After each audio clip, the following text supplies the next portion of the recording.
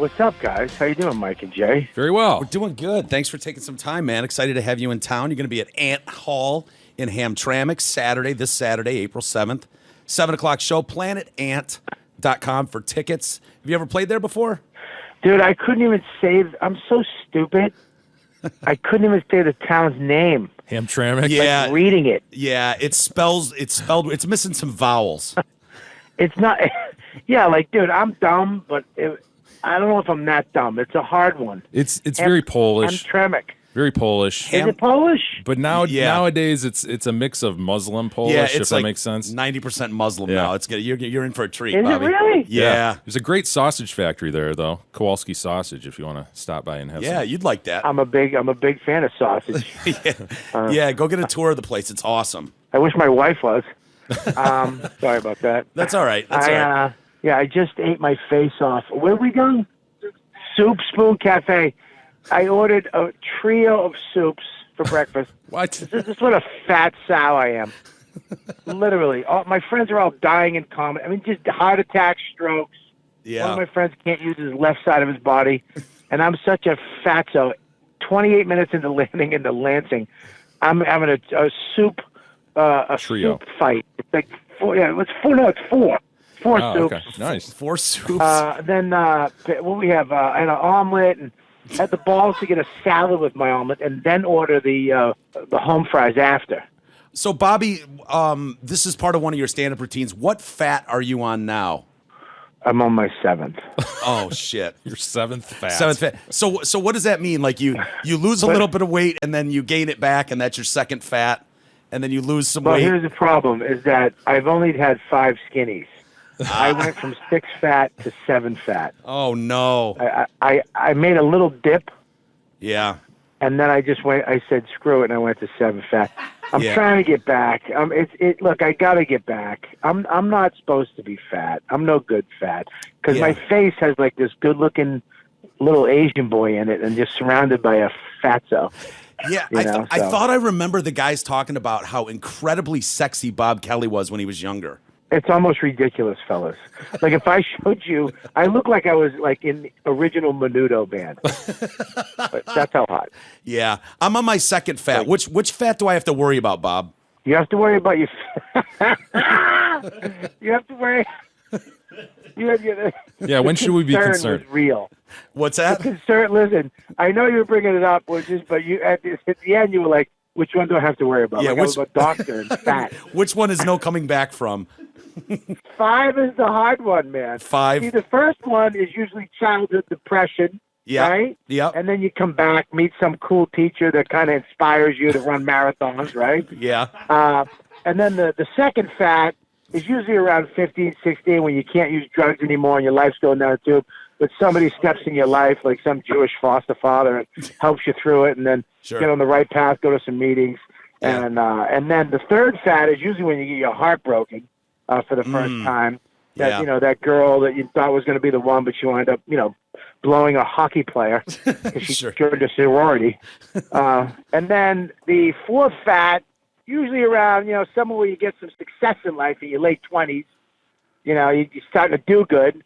Then you get shredded again because you want to get some poo-tang. Sure. And then your fifth fat is usually later in life when you realize that you might be a burden to your children.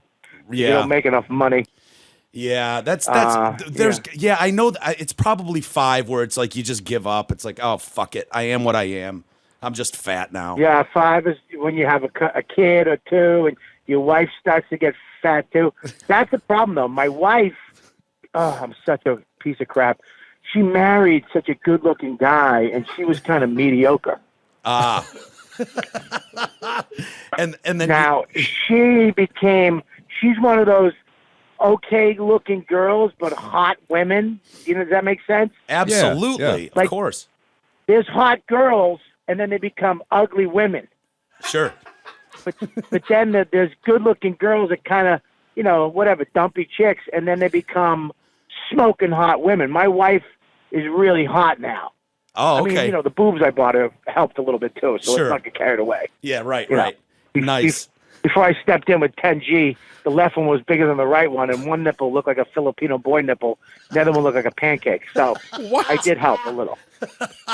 Well, yeah, you got to take care of that. You don't want to be playing with a what was it, a Filipino boy nipple? Yeah, you don't. Yeah, well, I mean, that's what I liked. To be honest with you, that was my favorite. That was your favorite. Yeah. Bobby, you've got a really interesting career, man, and we'll get into a lot of it. But one of the co-founders of Riotcast.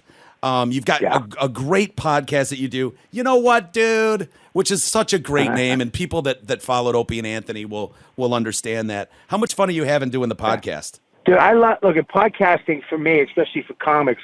I think it's your best form of social media because Twitter, Facebook, all that shit it works. But you have 100,000 people, maybe 20,000 of them like it.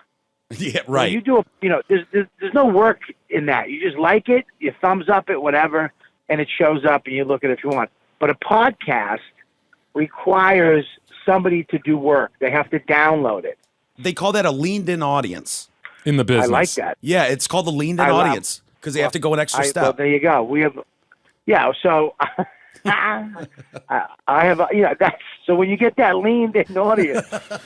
What you guys read a book? Take a Facebook seminar? We talked to a consultant. Yeah, nerds have told us this. We didn't know it before. Oh, you did? Yeah. It's so funny, isn't it? Yeah, it's funny. It's so funny. The people who break it down. Yeah. And they're like, you gotta tweet on Tuesday between 9:45 and 11:13. That's the only time you'll ever get. All right, relax. But yeah, it's I love podcasting is the greatest. The thing that sucks with everything is that it's awesome because everybody can do it, right? It's so easy now. You don't need a studio, but that sucks too because everybody does it. Right. I know. We run into that. But I think what's happening is that what happens. You go so far up, but you guys know, the only way to make a podcast legit is consistency every week. Yep.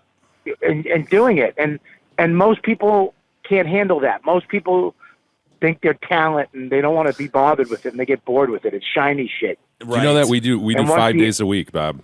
Yeah, and you guys know how that's ridiculous. Yes, it is. It's it ridiculous. Is. Yeah. It's coming up with original content 5 days a week. I couldn't even imagine. That's the hardest thing in the world to do. Thanks for calling in today. We had nothing else to talk about. Yeah, we had nothing going today. So done. No, but this is our full-time job, though. This is all we do for work. So it's great. Yeah, it's fucking awesome, man. We're our own bosses. We do our own thing. We're on our own schedule. But you're right. Consistency is everything. We post a show 5 days a week, every fucking week.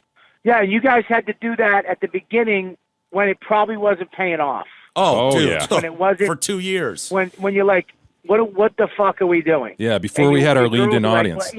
Yeah. Now you have a leaned-in audience. You're good to go. Exactly. How long do you do your show for? We do about an hour and a half a day. That's great. Yeah. That's great. That's the great part about it because you don't have to be a fucking radio station to do shit because you're probably listening to radio going, we're better than those fucking guys. My God. Oh, dude. We could talk. Yeah. It's so bad. And having the freedom to not deal with program directors and FCC regulations. Like I was in radio for 17, 18 years and I couldn't wait to get the fuck out of there and do this. Right. And it's like, dude, we know what we're doing. We'll do it on our own. But it killed radio too. It's killing radio. That is a dinosaur.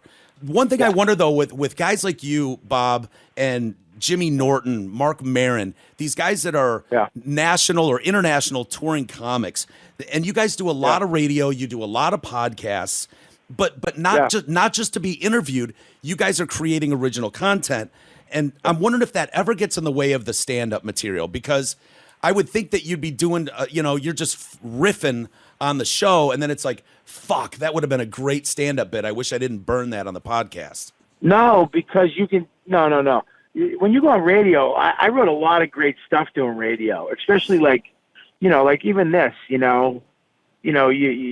the Philippine boy nipple thing. You're trying to be funny, right? Right. You try shit's just coming out of you. Yeah. You're bringing stuff up that you probably, I was thinking about this stuff this morning. It just happened. You start talking to other funny guys that have a sense of humor, people are laughing, stuff starts coming out. You can take that stuff and do it on stage, and it can become a bit. I had a lot of bits come out of doing radio. Yeah. A lot of stuff comes out of just riffing about hating something, loving something, blah, blah, blah, on podcasts or radio. And then I write that shit down immediately, bring it on stage. You know, sometimes it works, sometimes it doesn't. But yeah, no, I write a lot on radio, a lot. Yeah. You don't want to say the same shit. I don't want to go on and do my bits. Right. I don't want to go on and, you know. Yeah. I mean, look, I've done it. Look, at some radio stations are like, you know, you have to do, you know, a joke and just tell us what you want to talk about. And that's because they don't have the ability. They don't have funny. Yeah. They don't know how to just listen. They don't know how to go with something. And you guys hate that shit. Know, most comics hate that. I get it, and I'd rather just do what we're doing, because when you do what we're doing, it goes to weird, funny, serious. Yeah.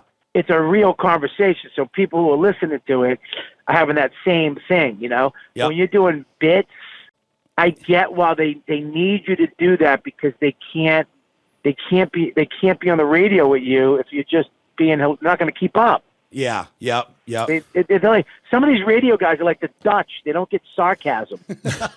Yeah, you know? right. It's like, you know, you say, oh, I want to fucking, you know, I want to fucking strangle my wife. You're like, why do you want to hit her? I don't want to hit her. I just want to strangle her because I love her. And one time I said, I love my wife so much I want to bite her face. You're like, why would you bite her? I'm using an exaggeration, you fucking moron. Yeah, some douche comes in. Oh, by the way, we do not condone violence against women, especially in this #MeToo environment. You're like, oh, you fucking pussy, shut up. Hey, Bob, exactly. For people out there unfamiliar with your style, tell them about it. Are you an observational guy? You are, obviously, but you tell stories, you do crowd work and stuff during your stand-ups? You know what is so funny, dude? I'm literally just funny. I'm funny all around. I'm just I don't know what the fuck. I do a little bit of everything. You know what I mean? I do. I did the Tonight Show. I can be disgusting. I've done clean, 45 minutes clean, semi, I guess, self-deprecation. Self-deprecating, abso-fucking-lutely. I like detailed comedy. I like, when I do a joke, I want to fucking throw as much detail into it as possible. So you're like, what the fuck is that? Yeah. I like to make everybody laugh, but then I also like that one dude in the back going, ha ha, because I said one thing that he fucking liked, because he's a creep. Yeah. I'm not really into monologue. Yeah. I don't like applause breaks. Save your fucking applause for I'm not fucking jazz. I didn't just do a poem. I only take laughs.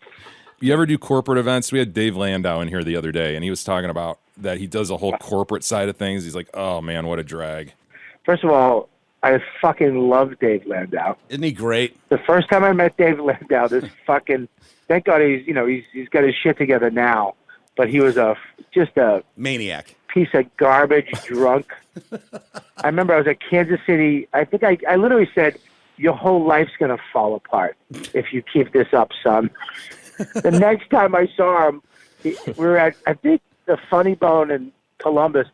He was there, and he was sober, but we got into his car. He had to blow into his car to start it. So he had to, because he got a DWI, he had to blow his car every time he got it, and then every 20 minutes he had to put this thing in his mouth and just blow his car because he was a fucking asshole. He does a thing about where he's driving his mother-in-law to the airport, and she's like, oh, you're so good for taking me to the airport. You're such a good person. He's like, hold on. Hold that thought. He has to blow into his fucking car to start it, She says, I love it. She says, what happens if it doesn't start? He said, well, then you have to blow into it. It's funny. Oh, dude. Yeah, he killed it with us, man. He came in for like an hour and a half. Yeah, he's great. He's great. Well, Bobby, interesting thing about you. You grew up in Boston, and that comedy scene that has come out of Boston, you could probably make an argument that the crew that you came out with is one of the strongest to ever come out of a region in this country. You're talking Louis C.K., Patrice O'Neal, God rest his soul, brilliant. Bill Burr, and the list goes on and on. What was Gary Goldman, Dan Cook, Nick DiPaolo, me? Yeah. It's crazy. It's insane. They literally just put a list out a list out yesterday, this Boston whatever, and they listed all the great. They wrote famous comics out of Boston, and it was usually it's on my Twitter because they didn't put me in it, so I retweeted "fucking blow me" back to them. Yeah, what was going on in Boston that created that? Because look, comedy at that time, okay, when Lenny Clark, Dennis Leary, Don Gavin, Steve Sweeney, Stephen Wright, all comedy was. It was like this. It wasn't a fucking money-making thing. It was like jazz. You know what I mean? These guys put these shows up in Chinese restaurants, and they were the funniest guys in the room. They were funny off stage. They weren't fucking shadrules off stage. And then they went on thing and they wrote a bunch of funny stuff in a certain way with punchline tag. There was no choice. It was the funniest guys in the fucking room. In their own way, and they went on stage and they created this community in Boston. It was so good that they made everybody else have to be that good. Yeah. So the generations, like when we came up, we're going on stage and Steve Sweeney's going on before you in front of 500 people leveling the room. Yeah. Kevin Knox is hosting and murdering from the second he steps on stage. Like, Boston comics are known to not let up. Like, we're not sitting there leaning on a fucking microphone going, what else? With a thing of notes. Yeah, right. So you had to be vicious and bring it, or you just get run right out of town. Dude, I had to follow Atrice and Burr and Dane Cook and Gary Goldman and then all the other fucking guys. So it's like when you have that, and plus Boston's such a miserable fucking shit town. You guys know. Yeah. Detroit should have the best comics in the world right now. Yeah, it should. I know it should. You're right. They just didn't have a place to go for a long time. There weren't many comedy clubs, believe it or not. But that's another thing too. It's good you say because you understand within a block radius, you had Nick's Comedy Stuff, 500-seat room upstairs, 500-seat room downstairs. Down literally around 800 feet away, Charles Playhouse, 80-seater, little theater. Yep. And then down the other way, you had Dick Doherty's in the basement.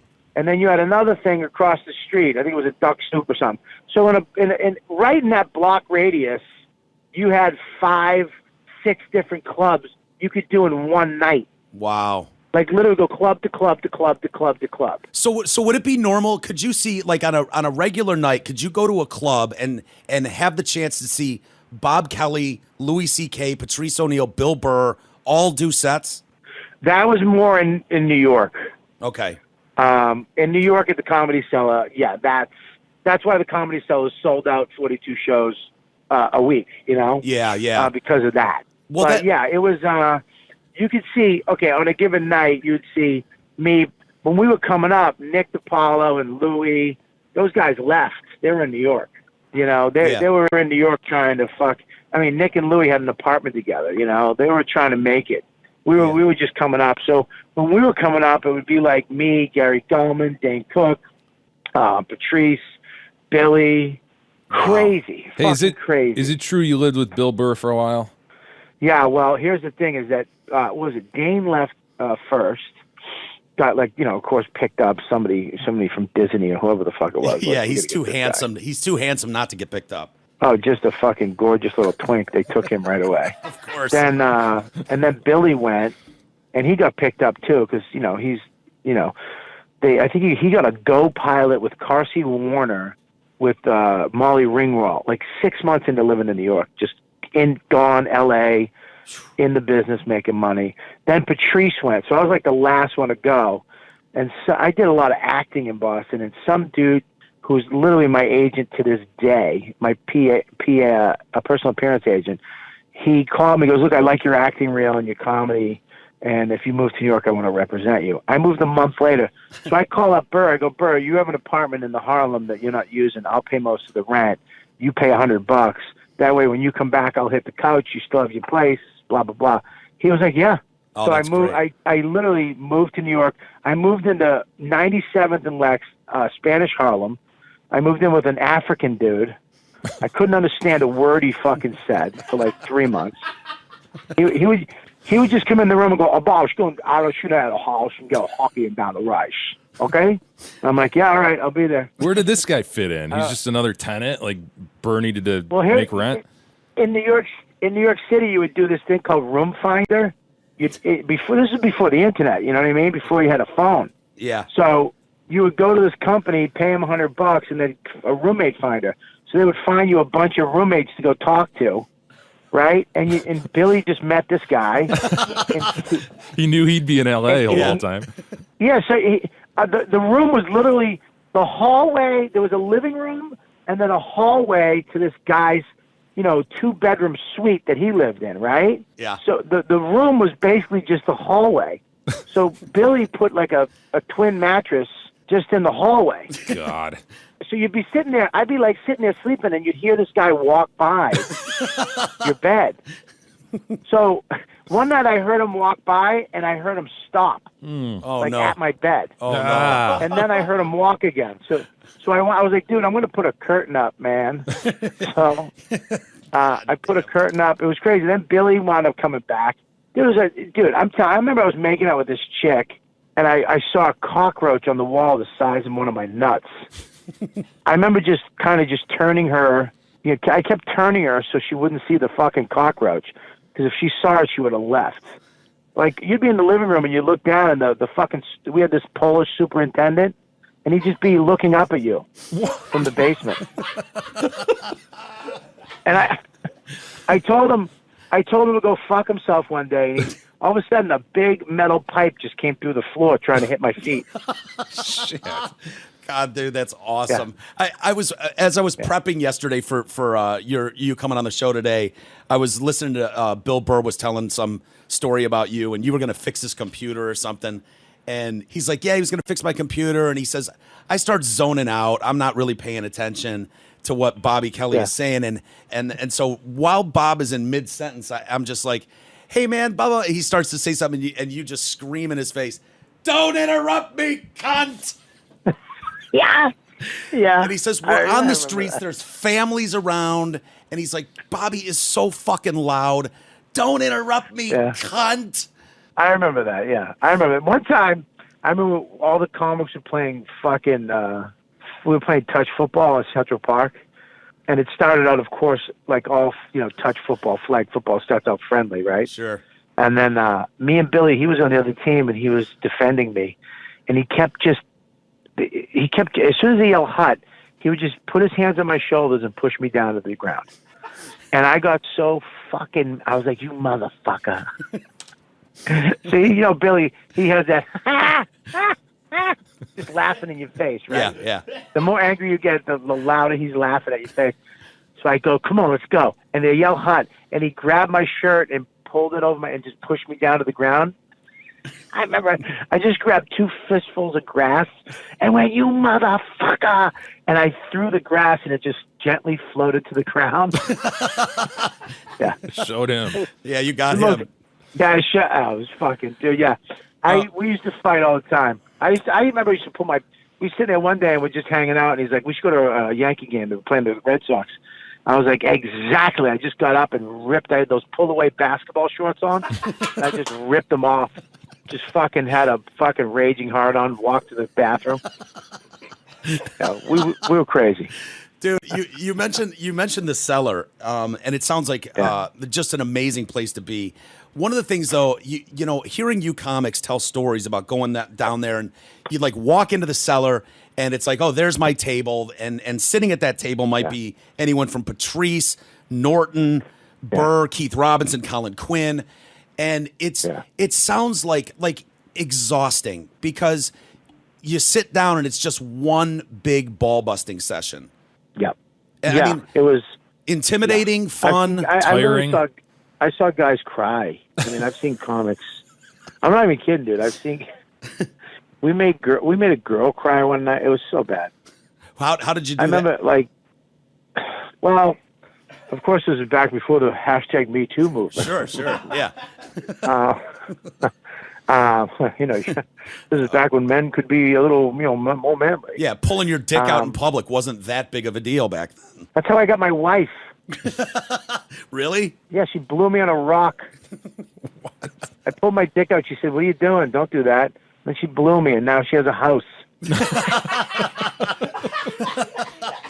See? Hashtag me too. So how did you guys... hashtag fucking be a whore for a night and maybe get a house and a beautiful kid named Maximus. But yeah, it was... I've seen comics cry. I almost cried. Really? They almost got me one night. We were in Amsterdam. It was me, Keith, and Patrice doing Amsterdam. And we were doing a week over there. And we were staying in this hotel. And I had bought... This is when polyester shirts were in for a second. Remember that? Sure, yeah. I think it was like 2000s, polyester pants and shirts, like black polyester, right? Sure. So I bought these black polyester pants and a shirt to do this, big theater in Amsterdam, like one of the weekend shows. So anyways, the hotel they put us in was in the red light district, but it was really like an artsy, shitty hotel, right? I loved it because I was a creep and it was right in the red light district. Yeah. They were like, "Fuck you, I'm not staying here." They went and stayed at a fancy place in the country, right? Yeah. So they had to come pick me up. So I put my outfit on. I didn't realize that the pants I bought were bell bottom. Oh no! So when I put this black shirt on, these black pants on, it looked like I was wearing an evening gown. So I went outside. I was waiting for them to pick me up, and as the van pulled up with Patrice and Keith in it, you could hear the screams of laughter. It was so loud, and so they trashed me for 45 minutes. They trashed me for 45 minutes the way to the venue, to where I was almost bawling up, like it was hurting my feelings. The guy who booked it, Franz, this Dutch dude who literally didn't laugh at anything we did all week, had to pull the van over because he was crying laughing at all. They were accusing me of getting raped last night, like by Dutchmen. Like they came in and raped me and they dressed me like that, and it was really bad. They just made fun of me. And I had to go on stage too. That was the worst part. I had to go on stage wearing a fucking evening gown. Oh my God, dude! Was Patrice the most brutal in those settings? No, Patrice was brutal. He was just good at it. But Yeah. I've seen Patrice.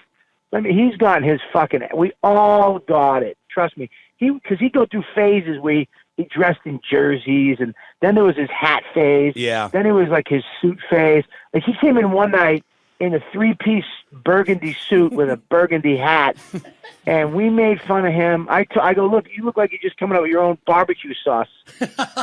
We fucking smashed him so bad. One night he went at it with a tranny out front. Oh, that was the best. This trans girl who was a singer next door at the WA, him and Patrice were going at it. Every comic in the fucking world was surrounding this battle. And Patrice kept going, "Listen, fella. Listen, buddy. My man. Hey, dude, give me 1 sec, pal." Right? And then she goes like this. She goes, "Oh, you fat motherfucker." She goes, "Your teeth are so fucked up, it looks like your tongue's in jail, bitch." Smashed. I've never heard an explosion of laughter. Yeah. The place went boom. Patrice, you can see his left eye was quivering. Oh, that's hilarious. Bobby, speaking of old friends, Louie C.K., you were on Louie's show, several episodes of that as his brother. How's Louie doing? When are we going to see him back? I hope soon, dude. I mean, look, here's the deal. I think what happened to him was wrong. I think it was an overreaction. I think the tide came up at a certain time. I mean, look, it was if anything, maybe inappropriate behavior. Yeah. And they took away everything like he was Harvey Weinstein. And nobody said anything. None of his friends, like, who could say something, said anything. And I get it. Everybody's worried about their own fucking demons. Everybody fucked up. Even women have things that they did where they're like, "Oh, shit, I shouldn't have done that. Yeah. I shouldn't have said that." We're human beings. And he fucking, look, man, he didn't do, he asked, "Can I do that?" Maybe he doesn't know how to fucking, he doesn't know you go to first base, then second base, then third base. You don't go right to fucking in between third and home. Yeah, he's just jerking off. Look, whatever it is. And this stuff happened 15 years ago. Yeah. Let me tell you something. 15 years ago, it was okay to fucking have TNA in a movie and drill a hole in the bathroom wall and watch the girl shower and stick your dick through it, and have the fat gym teacher grab your dick and hang off the wall. Right. You know? Yeah. Porkies. Yeah. I mean, Porkies. things were different, man. Things have changed, and you can't hold somebody accountable for being a little inappropriate 15 years ago. Yeah. You know, and saying that his power, he didn't have fucking power. Yeah, not the back show then. was canceled. He didn't have shit. He had no juice. Yeah. I mean, look, and now you're talking about a guy who's a beautiful dad, has put more women in power in Hollywood in comedy than anybody else. I mean, literally, the head of his company is a woman. His partner, production partner, woman. Tig Notaro, show. Pam Adlon, show. Yeah. You know, I mean, baskets, transgendered mom. I mean, Louie Fat Anderson girls. is a trans. Yeah, I mean, come on, dude. Yeah, He put women, Judy Gold. He didn't just put hot chicks on his show. No. And you know, he put everybody. He gave comics. He gave everybody a shot, and he had interesting things to say. And you know, and look, and it's so funny because if you look at all his shows, he told you that he was a piece of shit, that he was fucked up, that he was awkward sexually. We saw it and we laughed at it, and then all of a sudden this shit happened, and I just don't think it's right. I think Harvey Weinstein, yes, absolutely, fuck him. Yeah. That piece of shit. Well, it was the timing of it all, Bobby, is what happened. He got caught up, like you say, in the wave of, like, you couldn't say anything. If you even said, well, shit, he asked if he could pull his dick out. What's the problem with that? You were a monster for even saying that. So yeah, but listen. That's how I got my wife. Yeah, like I said, I'm not joking. I mean, that may be funny, but it's funny because it's true. Yeah. You know? Yeah. My mother called me up. She's like, "You know how many dicks I saw that I didn't want to see?" Yeah. Who cares? I know. Well, you know? have you at least had a chance to bust his balls good? Not yet. No? Not yet. Yeah. No, dude, it's so sad, dude. Look at, man. He lost everything. Yeah. He'll get it back, though. I mean, everything. He'll get it back. I don't know. Yeah, Really? he will. Yeah, fuck yes. Dude, there's a lot of people who are coming out now going, Louis C.K. really kind of got fucked on that. You know, Chappelle talked about it in his latest stand-up. People like you and people like us are like, yeah, when's Louis going to be back? This is bullshit. Yeah, Bird did it too on stage. Bird was like, "Are we done? Are we done with Louis?" And some lady went, "No!" And he fucking trashed her. Yeah, good. Well, he gave you a killer role on his show playing his brother, dude. That had to be so fun. I was just watching the Bang Bang scene and laughing my ass. Dude, how fun was that shoot that day to just sit down and pig out all day? Well, you know, it's funny because when you book a part on a TV show, there's so much shit that goes into it, right? Mm-hmm. I mean, you guys don't even know that you have to, you know, go down for a fitting. You have to, you know, try on all these clothes, and especially being a chubby guy, it's a fucking nightmare. Because you know, you tell them, you know, you're a double X, and they get you a double X in European, which is like a medium American. You know what I mean? Right. Let's go up there for a second.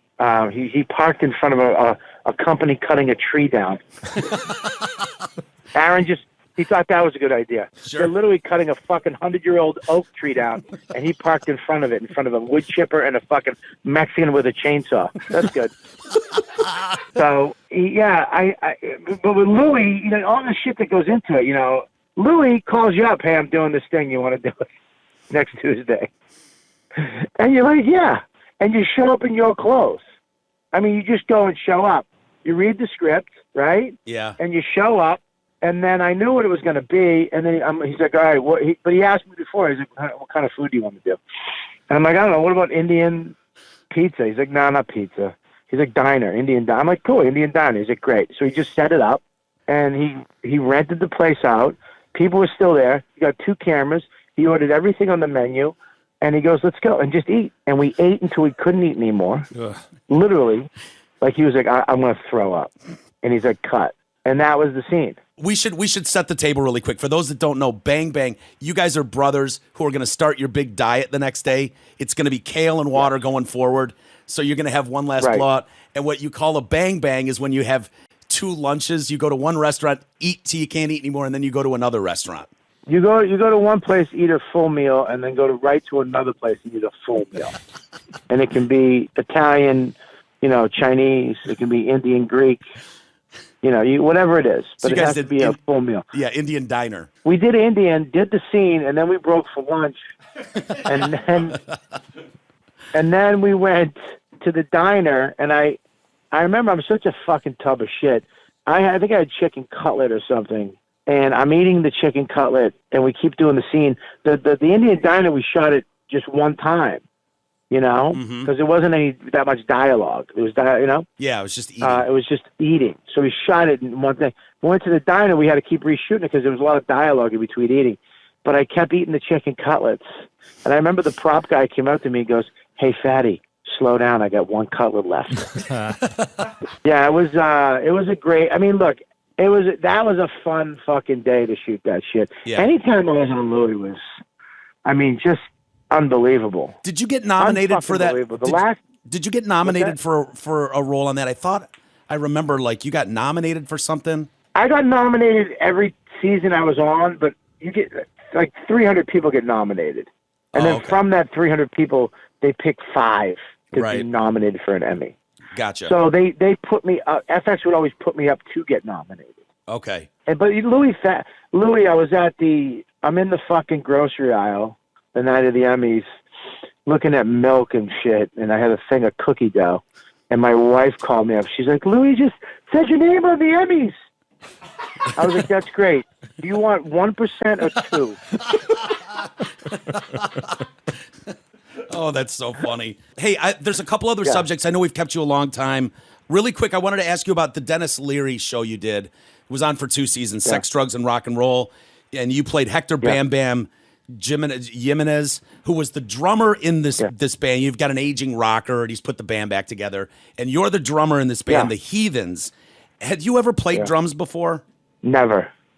No, Billy Burr Jesus Christ, in 1994, took me to his house when he lived with his parents in Canton, and he took me in his basement where he had a drum kit, and he plays drums. I was like, I always wanted to play drums. He's like, "I'll teach you." So I went to his house. I went down to the basement. He gave me drumsticks and a drum pad, and he told me to do paradiddles. Paradiddle. Yeah. I was like, fuck. I went home. I was like, fuck this.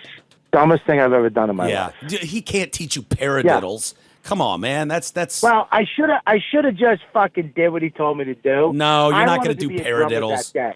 No, he should have just taught you 1 and 2 and 3 and 4. Just keep a steady beat. Right. Well, cut to 20-something years later, I get a call from Leary that, this part is available. Do you know how to play drums or learn how to play drums? So I just learned. And I think it was 3 months I learned how to play drums. Maybe really? 2.5 months. I had a fan from Scotland would get on Skype with me, and he would do just that. And then we'd do 2 hours 3 times a week on Skype. And then I talked to Questlove one night.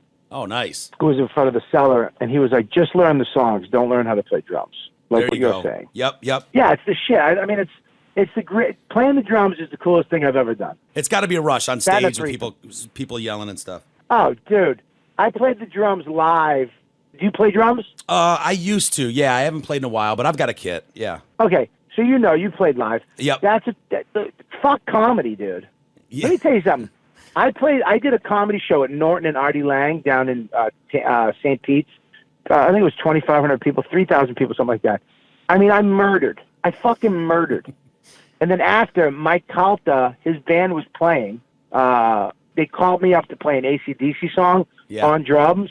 Yeah. After the comedy show, it was all couples going, "Hi, you're so funny. This is my husband. Hi, this is my husband. You were so funny. I'm a big fan. This is my husband. Can we take a picture?" After I played the drums on the song, it was like, "Hey, I'm Sarah. What are you doing?" "Hey, I'm Kathy." Totally awesome. Different. Dude. Yeah. Well, it's Robert Kelly's who we've been talking to, Bobby Kelly, whatever. Yeah. Ant Hall in Hamtramck, Saturday, April 7th is the show we're really here to plug. 7 o'clock start, planetant.com. You can get tickets. Go to robertkellylive.com. You can get all the tour dates. bio information, all that stuff. And also, you've got a special on Netflix, which I love, The Village Underground, live from the Village Underground. So you can, That's right, buddy. Yeah, you can check that out too. Thanks a lot, Robert. Yeah. Appreciate your time, man. Very funny, dude.